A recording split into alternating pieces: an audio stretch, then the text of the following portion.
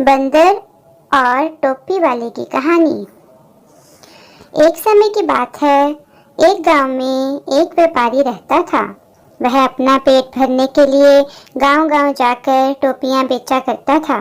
वह रोज सुबह एक बड़ी सी टोकरी में टोपियां लेकर निकलता था। उन्हें बेचकर वह शाम तक अपने घर वापस आ जाता था। एक सुबह वह अपनी टोकरी में रंग बिरंगी टोपियां लेकर निकला। एक गांव में टोपियां बेचने के बाद वह दूसरे गांव की ओर जा रहा था। चलते चलते वह बहुत थक गया था। उस रास्ते से गुजरते समय एक जंगल भी पड़ता था। जंगल में उसे एक बरगद का पेड़ दिखाई दिया। उसने सोचा, क्यों ना पेड़ के नीचे बैठकर आराम कर लिया जाए। व्यापारी बहुत थका हुआ था।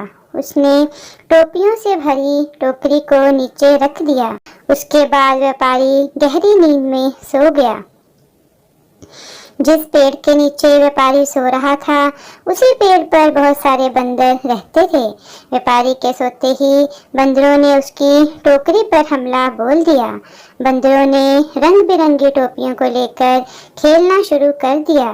कई बंदरों ने टोपियों को हाथ में भी पकड़ रखा था। बंदरों की उछल कूद से वहां शोर हुआ तो व्यापारी की नींद खुल गई। नींद खुलते ही व्यापारी के होश उड़ गए।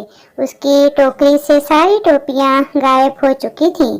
सभी बंदर हाथ में टोपी लिए हुए व्यापारी की ओर देख रहे थे। व्यापारी ने ऊपर बंदरों की ओर देखा तो उसे सब समझ आ गया। व्यापारी परेशान हो गया। वह सोच में पड़ गया कि अब टोपियां ना बेच पाने के कारण उसका कितना नुकसान हो जाएगा। यह सब सोचते हुए वह अपना सिर खुजलाने लगा। उसे ऐसा करते देख बंदर भी अपना सिर खुजलाने लगे। व्यापारी को यह देख गुस्सा आ गया। उसने गुस्से में अपने सिर पर अपना हाथ तेजी से मारा। बंदरों ने भी अपने हाथ से अपने सिर पर तेजी से मारा। बंदरों को ऐसा करता देख व्यापारी को समझ आ गया कि बंदर उसकी नकल उतार रहे हैं। अब व्यापारी को एक तरकीब सूझी जिससे वह अपनी टोपियां वापस ले सकता था। अब व्यापारी ने सिर पर पहनी टोपी को जमीन पर फेंक दिया। बंदरों ने भी व्यापारी की नकल उतारते हुए अपने सिर पर पहनी हुई टोपियां जमीन पर फेंक दी। व्यापारी की तरकीब काम कर गई थी। उसने जल्दी जल्दी सारी टोपियां इकट्ठी की।